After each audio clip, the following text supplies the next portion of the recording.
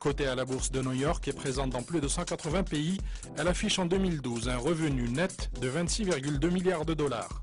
Un revenu qui pourrait bien être revu à la hausse en cas de découverte de réserves au Maroc.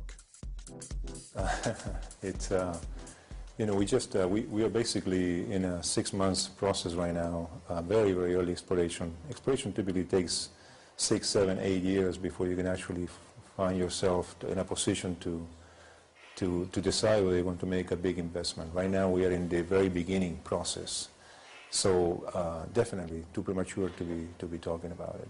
You know, I think it is too early to. I think the good news in itself is the fact that the industry is investing. That is good news. You know, one would hope with the number of wells that are being drilled over the coming months and years that there will be a discovery. I can't guarantee which one it will be. Hopefully it will be one of ours. Et en cas de découverte justement, que prévoient les contrats pétroliers signés avec nos partenaires à l'aune du Code des hydrocarbures rénové au début des années 2000 ? Pour attirer les investisseurs, voici quelques avantages prévus par le nouveau code. 25% maximum de part d'intérêt de l'État, exonération totale de l'impôt sur les sociétés pendant 10 ans, ainsi que sur les droits de douane et de TVA, et aucune surtaxe à payer. D'autres points sur les droits de concession et de loyer superficiaires pour les permis d'exploration sont tout aussi encourageants. Nous avons voulu savoir si l'État ne s'était pas montré trop généreux et s'il n'était pas perdant dans l'affaire. Je ne pense pas que l'État est perdant, parce qu'il ne faut pas perdre de vue que dans l'ancien code des hydrocarbures, on était à 50% de la part de l'État.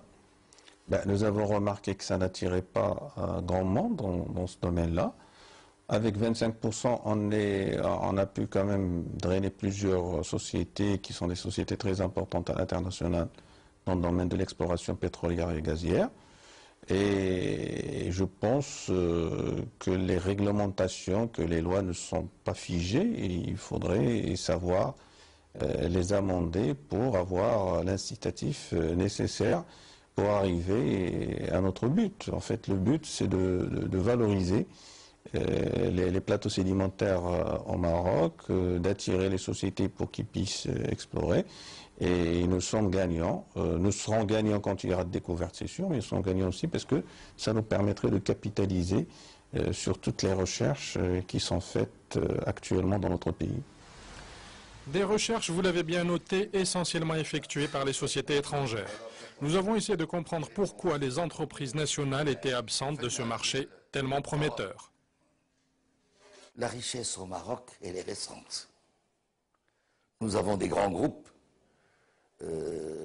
qui s'investissent beaucoup plus dans l'immobilier, dans des opérations, dans les cimentiers, dans les cimenteries, dans des industries de transformation, ce qu'on appelle des industries légères. Nous n'avons pas encore atteint, nos groupes n'ont pas encore atteint la maturité pour aller vers des investissements à haute valeur ajoutée et qui requièrent des technologies très scientifiques. Et ça, c'est d'une part. Deuxièmement, comme vous le savez, la recherche pétrolière, la prospection requiert d'énormes capitaux, des investissements extrêmement lourds, avec un payback, avec un retour très long, 10 à 15 ans de retour. Et il faut savoir faire. C'est pas par hasard que les États confient l'exploration, la sismique, la recherche à des sociétés internationales dont c'est le métier. Chacun son métier. C'est un grand jour pour les dirigeants de Capricorn, la filiale marocaine de Cairn Energy. Simpson Thompson et son équipe invitent aujourd'hui leurs partenaires marocains à visiter la plateforme offshore au large de Foundra. Pour la délégation de 16 personnes dont nous faisons partie, ils ont affrété plusieurs aéronefs. Un avion spécial à destination de l'aéroport de Tantan, où nous attendent 2 hélicoptères qui nous transportent en moins d'1 heure à bord de la plateforme pétrolière, une structure flottante en plein océan Atlantique.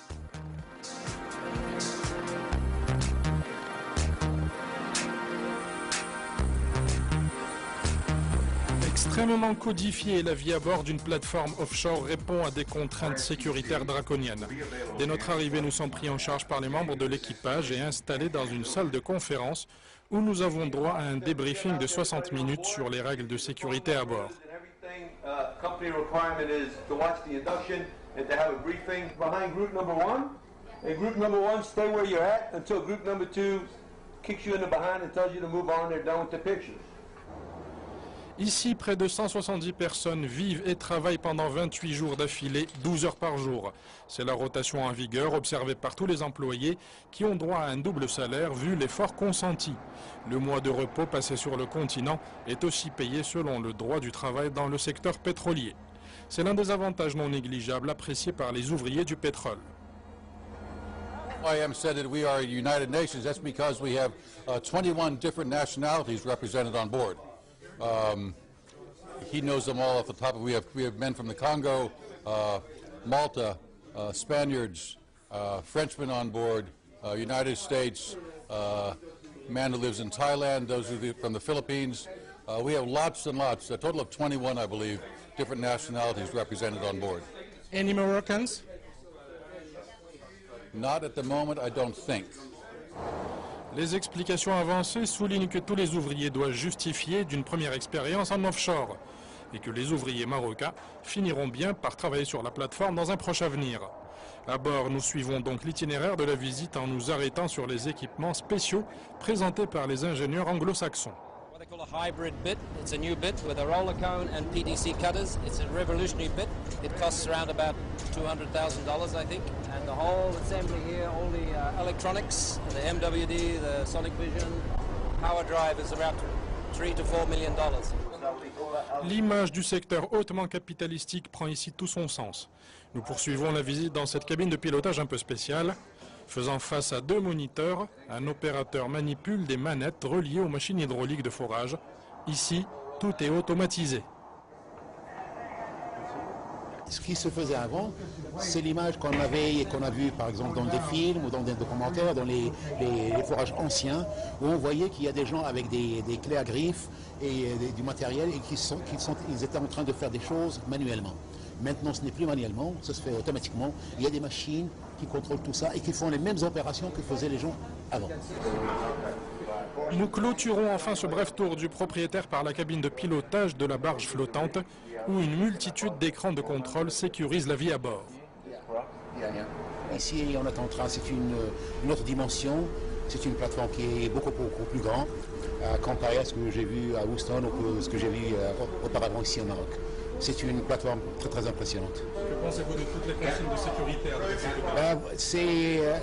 D'après ce qu'on a compris maintenant, c'est que la sécurité passe avant tout.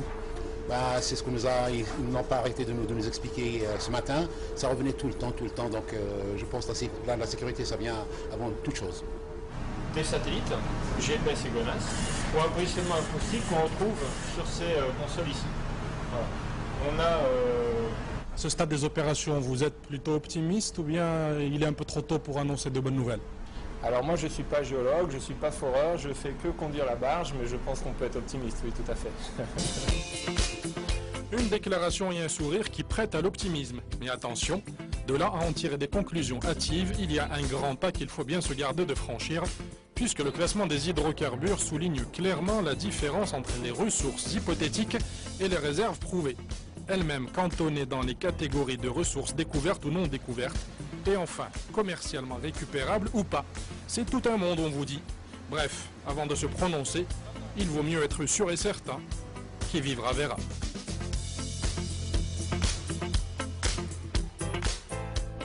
Nous partons cette fois